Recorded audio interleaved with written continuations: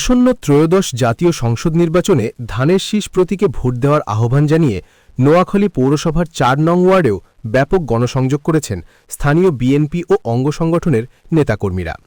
শুক্রবার বিকেলে নোয়াখালী ৪ সদর সুবর্ণচর আসনে বাংলাদেশ জাতীয়তাবাদী দল বিএনপি মনোনীত সংসদ সদস্য প্রার্থী মোহাম্মদ শাহজাহানের ধানের শীষ প্রতীককে বিজয়ী করতে নোয়াখালী পৌরসভার ৪ নং ওয়ার্ডের গণসংযোগ ও প্রচারণা শুরু করেন ৯০ দশকের সাবেক ছাত্রনেতা শামসুদ্দিন ফারুক, জেলা স্বেচ্ছাসেবক দলের সহসভাপতি জসিম, সাবেক সদর উপজেলা ছাত্রদলের যুগ্ম আহ্বায়ক ও জেলা স্বেচ্ছাসেবক দলের সভাপতি পদপ্রার্থী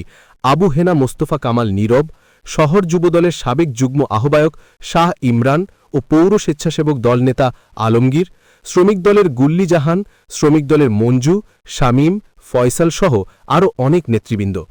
গণসংযোগকালে নেতাকর্মীরা বলেন, শহীদ জিয়ার আদর্শ বাস্তবায়নের জন্য ধানের শীষের কোনো বিকল্প নেই। আপনারা আলহাজ মোহাম্মদ শাহজাহান ভাইকে ধানের শীষ প্রতীকে ভোট দিয়ে জয়যুক্ত করবেন।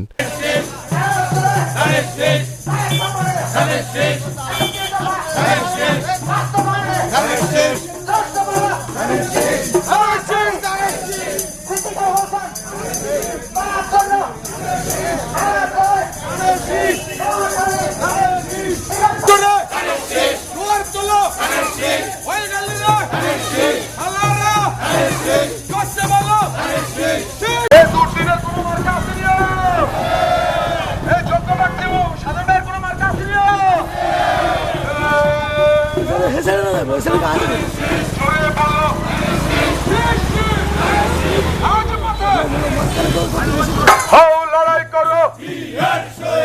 কে বলে রে জিয়া নাই, জিয়া সারা বাংলায় লোকান্তরে লক্ষ দিয়া ঘরে ঘরে সদস্য মন্ডলের কোনো মার্কা আছে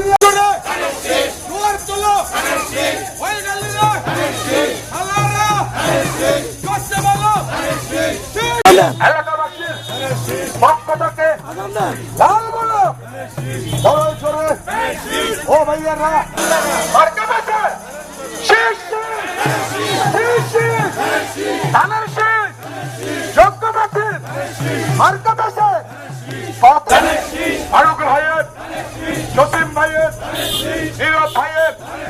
জোরে জোরে শীষ, আরো জোরে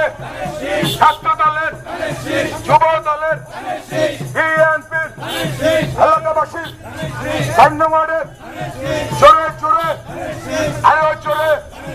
যোগ্য প্রার্থীর, আরো জোরে গণবলে রাজপথে যোগ্য প্রার্থীর, আরো জোরে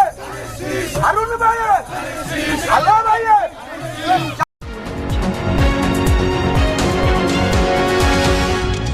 এনকে টেলিভিশন,